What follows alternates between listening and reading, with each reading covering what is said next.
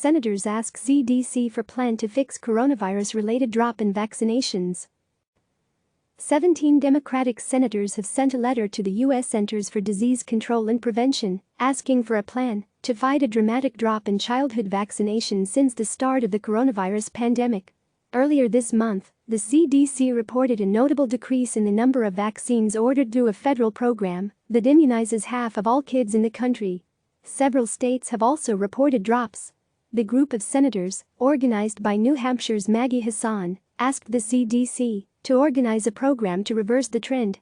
We write to express significant concern regarding the recent decline in routine childhood immunization rates in the United States during the novel coronavirus, COVID-19, pandemic, and urge you to take immediate action to encourage and support routine pediatric immunizations through the duration of the COVID-19 pandemic, the senators wrote in a letter, obtained exclusively by CNN. The CDC has cautions that unvaccinated or under-vaccinated children will be at risk of other infectious diseases besides coronavirus.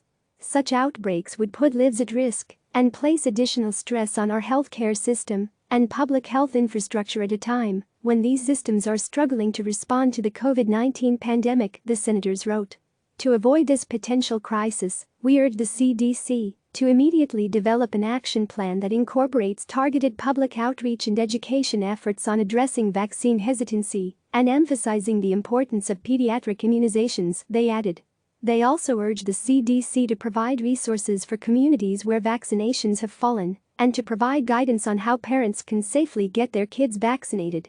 What specific steps is CDC taking to reverse the dramatic drop in vaccinations since mid-March, they asked.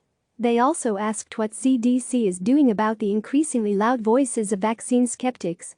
Is CDC planning a public information campaign to address vaccine hesitancy, and if so, how will CDC ensure that the necessary communication on the importance of routine immunizations is reaching parents and families, they asked.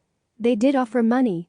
Does CDC require additional resources from Congress in order to support efforts to reverse the decline in pediatric immunizations?